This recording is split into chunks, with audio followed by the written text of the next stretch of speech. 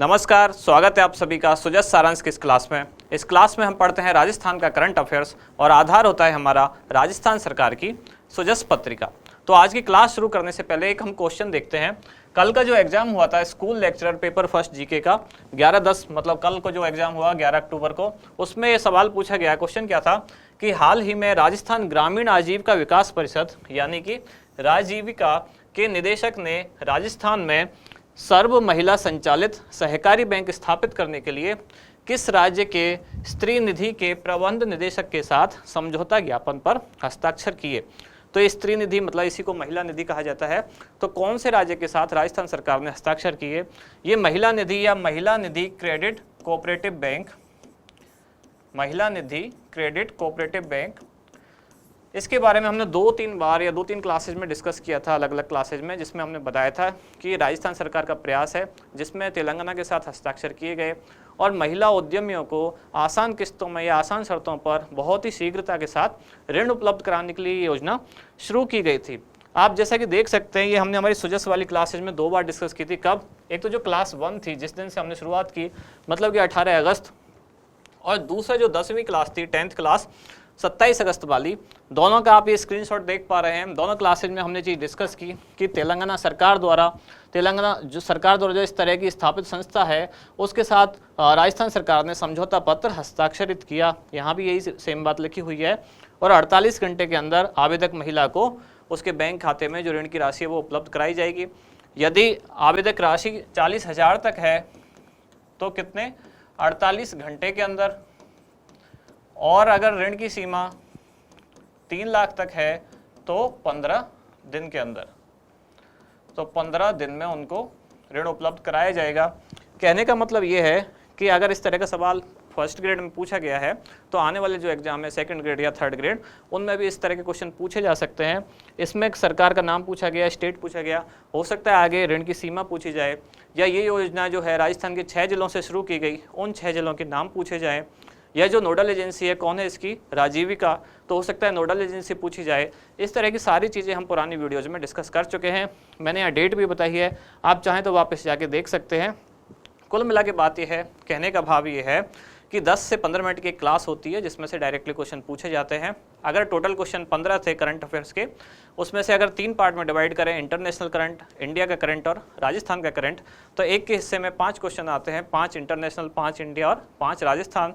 तो 5 अगर हमारा सिलेबस है क्वेश्चन का, उसमें से अगर एक क्वेश्चन अभी डायरेक्टली पूछा गया है जो कि शुरुआत की ही पिछले कुछ दिन हुए हैं हमें, तो आप इस तरह की चीज़ों पे फोकस आपको करना चाहिए कि 10-15 मिनट की क्लास में अगर आपके एग्जाम ओरिएंटेड सवाल सीधे सीधे डायरेक्टली आ रहे हैं तो मुझे लगता है आपको इन चीज़ों को ध्यान में रखते हुए अपनी पढ़ाई आगे बढ़नी चाहिए।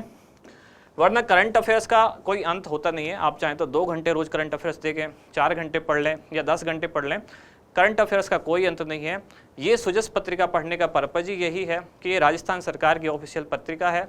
तो राजस्थान सरकार की जितनी भी योजना है या जितने भी वो प्रयास कर रही है सुधार के लिए या विकास के लिए, वो सारे सरकार अपने इस पत्रिका में भेजती है और सरकारी पेपर बनाएगी। सरकारी नौकरी की आप तैयारी कर रहे हैं तो जाहिर सी बात है वही चीज़ें इधर से उधर डायरेक्टली पूछी जाती हैं। तो 10-15 मिनट केवल आपको फोकस रहकर क्लास पे ध्यान देना है। अगर आपके 5-7 क्वेश्चन यहाँ से इजीली होते हैं 10 मिनट की क्लास में तो आपके लिए नुकसान का सौदा नहीं है। अब शुरुआत करते हैं आज की क्लास की। देखते हैं सबसे पहले हेडिंग क्या है। पहली हेडलाइन कि मुख्यमंत्री श्री अशोक गहलोत ने शहरी क्षेत्र की सामाजिक सुरक्षा योजनाओं की समीक्षा की। तो 2 योजना यहाँ दी गई हैं, ये है इंदिरा रसोई, तो मुख्यमंत्री यहाँ आपको खाना खाते दिख रहे हैं, और दूसरी है शहरी रोजगार गारंटी योजना। तो ये योजना अभी शुरू हुई है राजस्थान सरकार की, इसको भी हम कई बार देख चुके हैं। और इंदिरा रसोई योजना, इसको भी हम कई बार पढ़ चुके हैं। ये नई योजना है, सितंबर में शुरू हुई है, अभी लागू हुई है, और इसका उद्देश्य क्या है? राजस्थान के जो शहरी बेरोजगार हैं उनको काम उपलब्ध कराना। 100 दिन का रोजगार गारंटी इसमें दिया जाता है, इसको हम पहले पढ़ चुके हैं। इधर है शुद्ध के लिए युद्ध मुखबिर योजना, मतलब राजस्थान सरकार उनको पुरस्कार देगी जो इस चीज़ की उनको खबर देंगे कि कहाँ मिलावट हो रही है खाद्य पदार्थों में। और इधर जो मुलायम सिंह यादव उत्तर प्रदेश के पूर्व मुख्यमंत्री थे, उनका निधन हुआ तो मुख्यमंत्री राजस्थान कल वहाँ पहुँचे, उन्हें श्रद्धांजलि दी। अब आगे चलते हैं अगले पेज की तरफ कि अधिशासी अधिकारी रंगे हाथों गिरफ्तार थे। सामान्य प्रशासन की खबर है, भ्रष्टाचार के आरोप में गिरफ्तार किया गया। और ये दीपावली मेला किसके द्वारा आयोजित हो रहा है? राजीविका। जो राजीविका किसके अधीन आता है? ग्रामीण विकास एवं पंचायती राज विभाग राजस्थान सरकार, उसके द्वारा एक मेला आयोजित किया जा रहा है जिसमें कुछ कार्यक्रम हैं, इनको हम डिटेल में देखेंगे आज लास्ट में। इधर श्रीमती श्रेया गुहा नेप्सकॉप की निदेशक निर्वाचित, सामान्य सी खबर है। इधर है एक पौधा सुपोषित बेटी के नाम, तो इस अभियान का क्या उद्देश्य है, इसको आज हम देखने वाले हैं। और इधर कृमि मुक्ति दिवस, मतलब बच्चों को कुछ दवाइयाँ पिलाई जा रही हैं जिससे कि उनमें उनके पेट में पड़ने वाले जो कीड़े हैं जिनको कृमि कहा जाता है, उनसे उन्हें मुक्त किया जा सके। आगे चलते हैं अगले पेज की तरफ। इधर बूंदी में सौर ऊर्जा पंप के लिए आवेदन 19 अक्टूबर तक रहेंगे। इधर है डीग महोत्सव जो 10 और 11 अगस्त को होने वाला था, 11 अक्टूबर को, 10 और 11 अक्टूबर को हो रहा था। 11 अक्टूबर कल उसका समापन हुआ। उससे पहले मारवाड़ महोत्सव हुआ कहाँ, जोधपुर में, जो कब था 8 और 9 अक्टूबर को। इधर है पिंक डिवीजन, तो पेयजल विभाग में सरकार ने एक पिंक डिवीजन बनाया है, मतलब उसमें सारे जो कर्मचारी हैं वो महिला होंगे, उसको पिंक डिवीजन का नाम दिया गया है, इसको भी हम देखेंगे। इधर है राज्य सरकार ने 8 लाख किसानों को संबल दिया, तो कौन सी योजना के तहत, ये है मुख्यमंत्री दुग्ध उत्पादन संबल योजना। इस योजना को आज हम पढ़ने वाले हैं। और यहाँ वरिष्ठ नागरिक तीर्थ यात्रा योजना 2022 उसके बारे में दिया गया है। इस योजना को हम 2 बार पहले पढ़ चुके हैं। 2 ट्रेन राजस्थान से रवाना हो चुकी हैं। राजस्थान सरकार का ये उद्देश्य है कि राजस्थान के जो वरिष्ठ नागरिक हैं उनको अपने खर्चे पर राज्य सरकार जीवन में एक बार कुछ निर्दिष्ट तीर्थ स्थान जो है वहाँ की यात्रा कराए। अब देखते हैं हमारा इंडेक्स, कौन कौन सी खबरें जो आज हम देखने वाले हैं। सबसे पहले है मुख्यमंत्री दुग्ध उत्पादक संबल योजना, दूसरी है एक पौधा सुपोषित बेटी के नाम अभियान, तीसरी है पिंक डिवीजन पेयजल विभाग की, फिर है शुद्ध के लिए युद्ध, इसमें मुखबिर योजना, और फिर है दीपावली मेला 2022। शुरुआत करते हैं सबसे पहले मुख्यमंत्री दुग्ध उत्पादक संबल योजना। तो जैसा कि हमारा एक पैटर्न है, नाम को हमें आराम से पढ़ना है। मुख्यमंत्री योजना के आगे लिखा गया मतलब राज्य सरकार की योजना है, और क्या लिखा हुआ है फिर, दुग्ध उत्पादक और संबल, मतलब जो दूध के उत्पादन करने वाले हैं, दुग्ध उत्पादक हैं, पशुपालक हैं, उनको राज्य सरकार एक संबल प्रदान करेगी। इससे हमें ये समझ में आता है कुछ ना कुछ उनको आर्थिक सहायता प्रदान करेगी जो पशुपालक हैं, जो दूध का उत्पादन करते हैं। अब देखते हैं योजना शुरू कब हुई। तो योजना शुरू हुई 1 फरवरी 2019। डेट हमेशा याद रखनी है, राजस्थान के सभी एग्जाम के लिए डेट बहुत इंपॉर्टेंट है। तो कब शुरू हुई, 1 फरवरी 2019।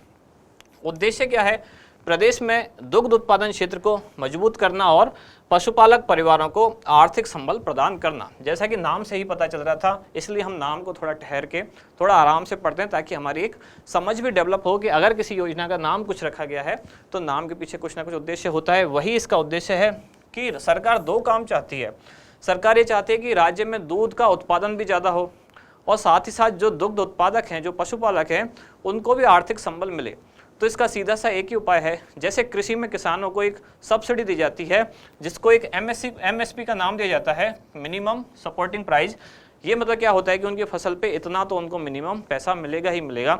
ऐसे ही अगर जो दूध उत्पादन करने वाले किसान हैं या पशुपालक हैं, उनको अगर उनके दूध की रेट में कुछ पैसे दे दिए जाएं, सरकार कुछ अनुदान उनको देना शुरू करे, तो इससे क्या होगा, पशुपालकों में प्रोत्साहन आएगा कि वो दूध का उत्पादन बढ़ाएंगे, क्योंकि सरकार की तरफ से उनको आर्थिक मदद मिलने लगेगी। और सरकार को फायदा ये होगा कि राज्य का दूध का जो उत्पादन है राज्य में वो बढ़ने लगेगा, तो जिससे उद्योग धंधे और ज़्यादा बढ़ेंगे, डेयरी उद्योग विकसित होगा।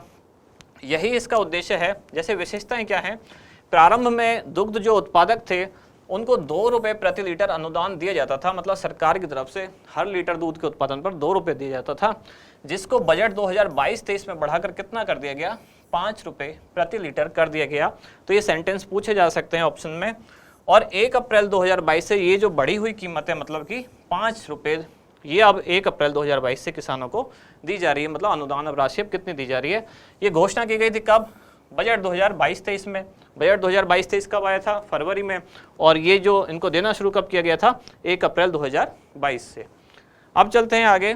अगली न्यूज है एक पौधा सुपोषित बेटी के नाम अभियान। तो इसमें भी इसके नाम से हमें पता चल रहा है कि सुपोषित बेटी मतलब एक ऐसी योजना ये है जिसमें बालिकाओं में होने वाले कुपोषण के अगेंस्ट कुछ काम किया जाएगा, और उसके लिए क्या, कोई एक पौधा वितरित किया जाएगा। तो यही ये अभियान है कि एक पौधा सुपोषित बेटी के नाम। तो मतलब लड़कियों में होने वाले जो कुपोषण है उसको दूर करना इस अभियान का उद्देश्य है। आप देखते हैं इसकी डिटेल्स क्या है।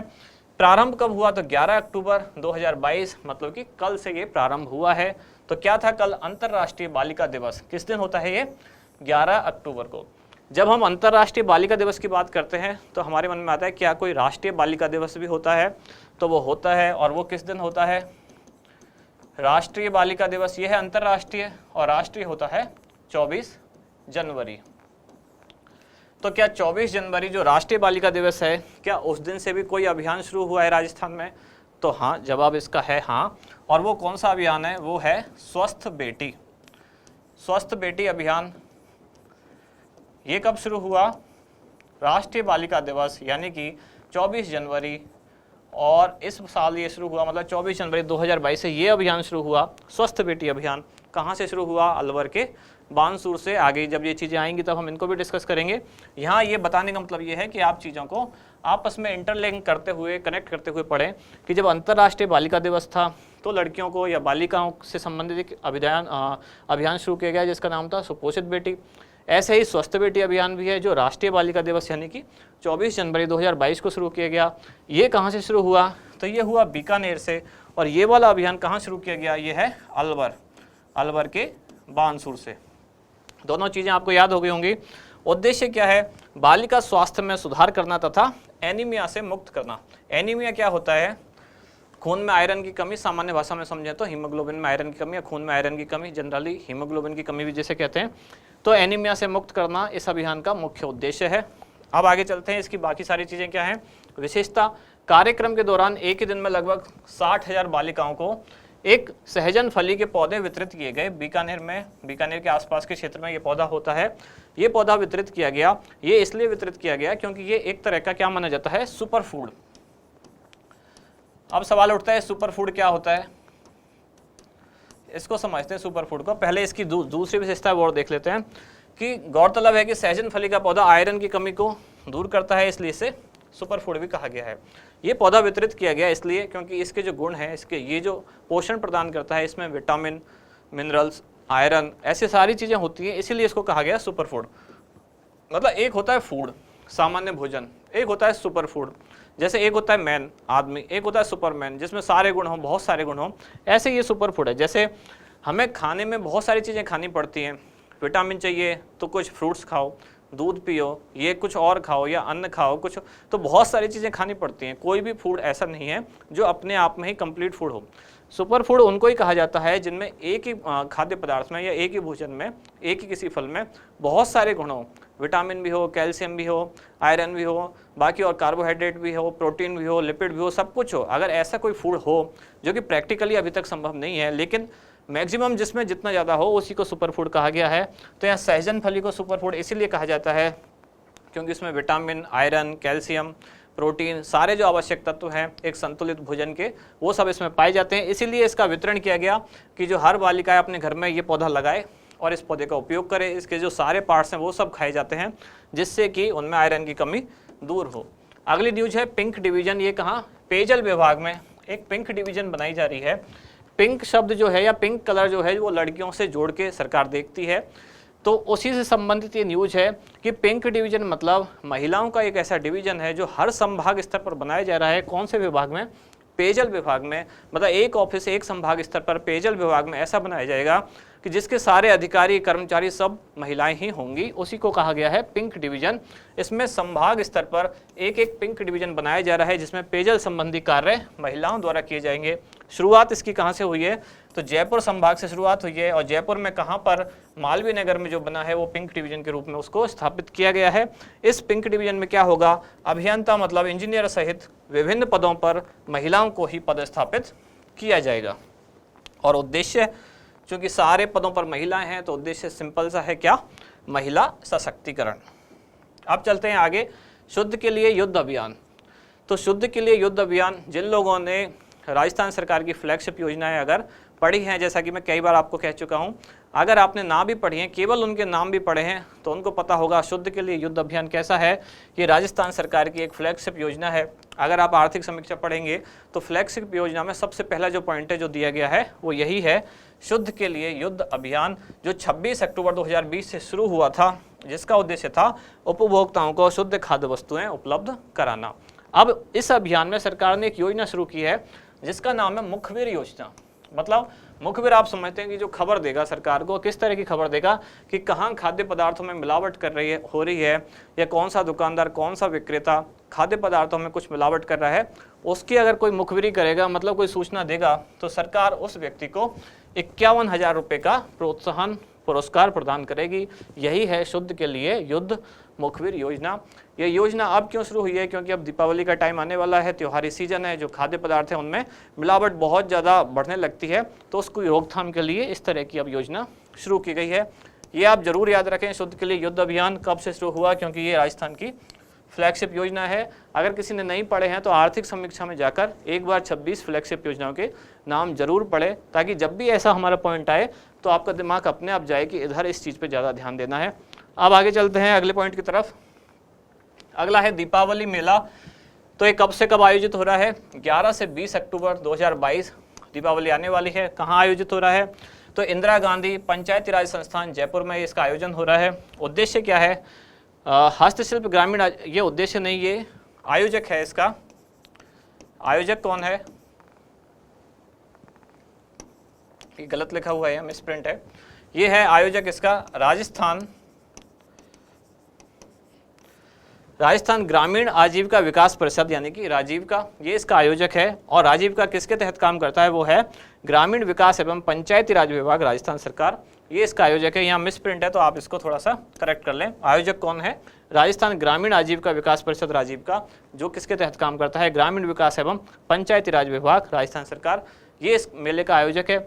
उद्देश्य क्या है मेले का? तो मेले में उद्देश्य यहाँ लिखा हुआ नहीं है। मेले का उद्देश्य क्या है? राजीव का द्वारा आयोजित हो रहा है, तो इसका मतलब महिलाओं के जो स्वयं सहायता समूह है, उनके जो प्रोडक्ट होंगे, हस्तशिल्प वगैरह, उन उत्पादों को की विक्री करना या उनका प्रचार करना, उनकी प्रदर्शनी लगाना। तो इस मेले में यहाँ इस स्थान पर जयपुर के इंदिरा गांधी पंचायती राज संस्थान में उनके उत्पादों की मार्केटिंग की जाएगी, साथ के साथ उनकी बिक्री के लिए उन्हें रखा जाएगा। अब चलते हैं आगे क्वेश्चन की तरफ कि एक पौधा सुपोषित बेटी के नाम अभियान कब तथा कहाँ से शुरू किया गया? तो चार ऑप्शन क्या है? 11 अक्टूबर 2022 जयपुर से, 1 फरवरी 2019 जोधपुर से, 26 अक्टूबर 2020 बीकानेर से और 11 अक्टूबर 2022 बीकानेर से। तो इसका आंसर क्या है वो आप हमें बताएं कमेंट्स में। अब आगे, जैसे कि आपको पता है, कल भी मैंने इस बारे में डिस्कस किया था कि अब हम राजस्थान के करंट अफेयर्स के लिए एक क्लासेस शुरू करने वाले हैं, जो आगामी आपकी परीक्षाएं हैं, 2nd ग्रेड और 3rd ग्रेड टीचर वाले एग्जाम, इसके अलावा और सभी एग्जाम जिनमें राजस्थान का करंट अफेयर्स एक इंपॉर्टेंट रोल प्ले करता है, उन सब के लिए अब हमारी राजस्थान की करंट अफेयर्स की क्लासेस शुरू होंगी, जो कब से शुरू होने वाली हैं? 15 अक्टूबर से हम लोग शुरू कर रहे हैं, जिसमें हमारी ये मैगजीन जो कलाम वाली है, इसी को हम आधार बनाएंगे। ये मैगजीन आप चाहें तो ले सकते हैं मार्केट से, ना भी लेना चाहें तो हम यूट्यूब पर इसको डिस्कस करेंगे। इसका जो कंटेंट है उसको क्वेश्चन आंसर की फॉर्मेट में हम प्रेजेंट करना शुरू करेंगे। क्वेश्चन के साथ ही उसके सारे ऑप्शन को एक एक करके एनालिसिस करेंगे। इसके 3-4 वॉल्यूम आने वाले हैं, जिसमें फर्स्ट वॉल्यूम आ चुका है, सेकंड वॉल्यूम आ चुका है। 3-3 महीने के करके 4 भागों में इसको डिवाइड किया गया है, पूरे 1 साल का कंटेंट। तो जनवरी से मार्च तक का वॉल्यूम फर्स्ट में है, मार्च के बाद फिर 2nd, फिर 3rd और फिर 4th, मतलब 3-3 महीने की एक मैगजीन बनाई गई है। तो इसी 3 महीने की मैगजीन के जो कुछ पेजेज हैं, हम कैसे इनको डिवाइड करेंगे? जैसे फर्स्ट डे कुछ पेज पढ़ेंगे, फिर 2nd डे, 3rd डे करके ऐसे 6 दिन हम लगातार क्लास करेंगे, और 7वें दिन जो हमने पढ़ा है उन सबका एक टेस्ट आपके साथ डिस्कस करेंगे। तो इसके लिए आप चाहें तो हमसे जुड़े रह सकते हैं। आगे इसके लिए तैयार रहें। तो कब से शुरू होने वाला है? 15 अक्टूबर। और 15 अक्टूबर से ही हम एक और प्रोग्राम शुरू कर रहे हैं। वो कौन सा है? ये है हमारा RAS का मॉक इंटरव्यू। तो जिन लोगों ने मुख्य परीक्षा RAS की पास कर ली है और अब इंटरव्यू देना चाह रहे हैं, तो इंटरव्यू की तैयारी के लिए आप हमसे जुड़ सकते हैं। हमारे चैनल पर, टेलीग्राम चैनल पर या यूट्यूब चैनल पर भी आप यही सेम पोस्ट देखेंगे। इसके नीचे ही आपको एक लिंक मिलेगा, जहां आप उसको लिंक को ओपन करके एक गूगल फॉर्म मिलेगा, उसको भर के आप हमारे साथ जुड़ सकते हैं, अपने आप को रजिस्टर कर सकते हैं।